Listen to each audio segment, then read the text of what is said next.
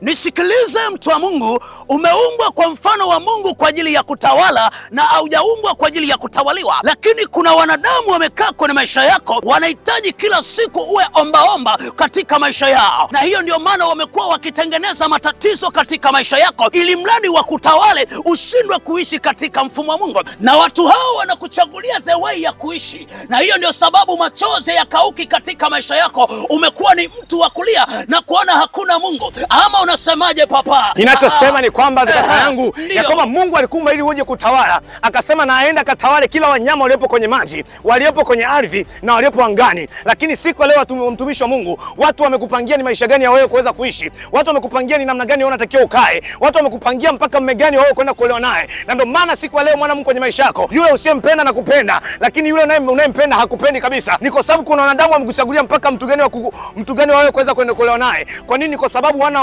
wameruhusu wewe uje kutawaliwa kwenye maisha yako. Unataka kutawala kwenye maisha yako. Mungu amekupa kutawala kwenye maisha yako, lakini wanadamu wenyewe pia wamekuchagua ni vitu gani vya kutawala. Inawezekana mwana Mungu siku leo kwenye maisha yako ni magonjwa yako na kutawala. Kwa hiyo Mungu alikumba wewe uweze kutawala vitu vyote, lakini siku leo umejikuta unatawaliwa. Ama unasemaje papa? Si ninachosema mimi siku ya leo, ile roho ya kutawaliwa na wanadamu ambayo wanapenda kila siku uwe ni mtu wa kulia. Kama maandiko yamesema ya kwamba na tumfanye mtu kwa mfano wetu aende akatawale. Na sisi siku ya leo tukiwa mlimani tunaomba kwa ajili yako. Achia Mungu aachie roho ya kutawala. Ile roho yenye nguvu ambayo Mungu ameweka ndani yako ianze kuleta operate. Ile nguvu ambayo Mungu ameweka ndani yako, kwa maana Mungu alitambua yeye ni roho, na hiyo ndio sababu Mungu akaweka roho yenye nguvu kwenye maisha yako. Nasi tunaamuru kwa mamlaka yake hiyo roho ianze kufanya kazi. Waliokucheka miaka mingi, Mungu abadilishe ratiba, akupe wimbo wa tabasamu, aachilie wimbo wa tabasamu kwa neema ya Mungu pekee.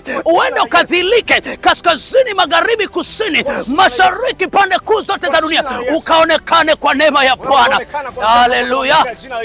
Maana Bwana anakwenda kukuonyesha katikati ya watu wengi. Asante Bwana. Bwana Mungu kuanzia sasa. Asante Jehova.